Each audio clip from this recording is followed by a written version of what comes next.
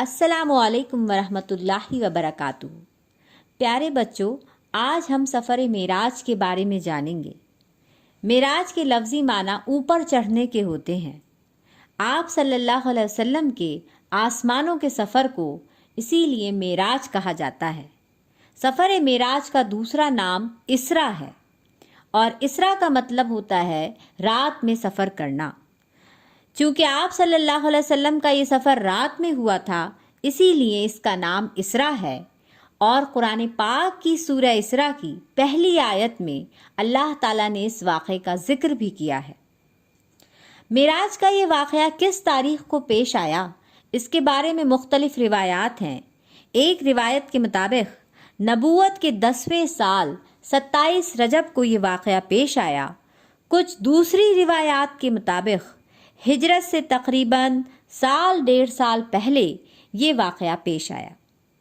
بخاری اور مسلم میں اس واقعے کی جو تفصیلات ملتی ہیں وہ کچھ اس طرح سے ہیں کہ ایک صبح نبی کریم صلی اللہ علیہ وسلم نے اٹھ کر بتایا کہ کل میرے رب نے مجھے بہت عزت بخشی، اور جس وقت میں سو رہا تھا اس وقت حضرت جبرائیل علیہ السلام نے آ کر مجھے جگایا اور خانہ کعبہ میں اٹھا کر لائے، جہاں انہوں نے زمزم کے پانی سے میرے سینے کو دھویا اور ایمان اور حکمت سے بھر کر اسے بند کیا۔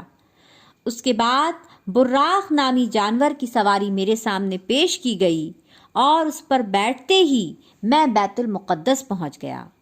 براق سفید رنگ کا ایک خچر سے کچھ چھوٹا جانور تھا جو بہت ہی تیز رفتار تھا۔ بیت المقدس پہنچ کر نبی کریم صلی اللہ علیہ وسلم نے تمام انبیاء کی امامت کرتے ہوئے نماز پڑھائی۔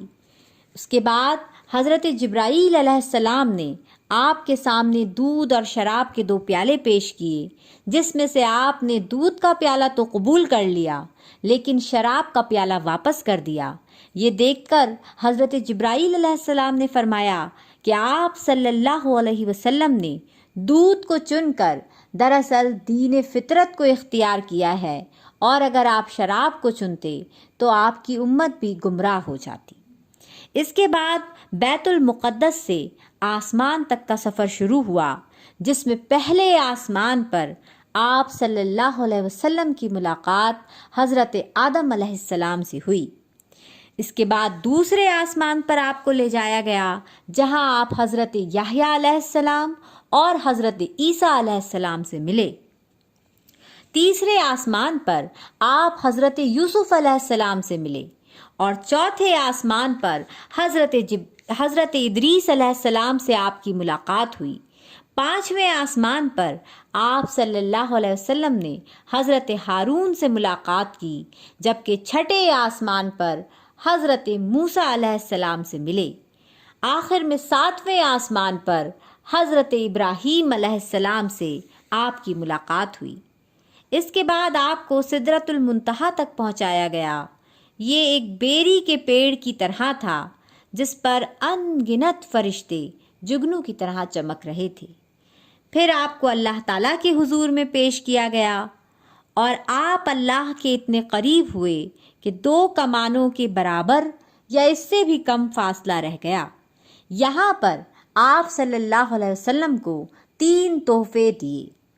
اللہ تعالیٰ کی طرف سے جو پہلا تحفہ ملا وہ 5 وقت کی نماز کا تھا، جس کا ثواب 50 نمازوں کے برابر رکھا گیا، اور دوسرا تحفہ سورہ بقرہ کی آخری 2 آیات ہیں۔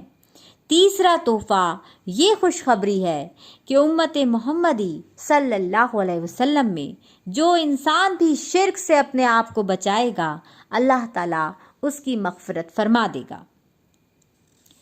اس پورے سفر میں آپ صلی اللہ علیہ وسلم کے سامنے جنت اور دوزخ کے مناظر بھی پیش کیے گئے، اور بہت سارے برے اعمال کے برے نتائج کو آپ کے سامنے پیش کیا گیا۔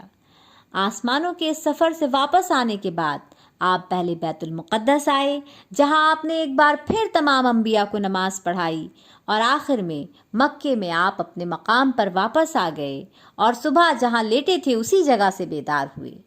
تو اس طرح سے آپ صلی اللہ علیہ وسلم کا یہ سفر معراج مکمل ہوا، جو ایک بہت بڑا معجزہ بھی تھا۔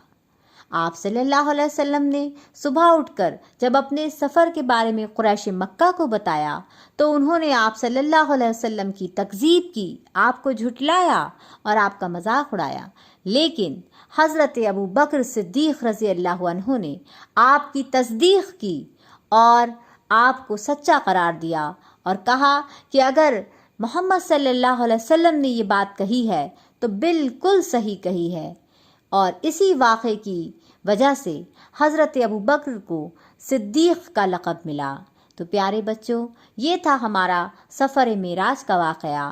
اب انشاءاللہ ہم اگلی سیریز میں کسی دوسرے واقعے کو پیش کریں گے۔ جزاک اللہ خیرہ۔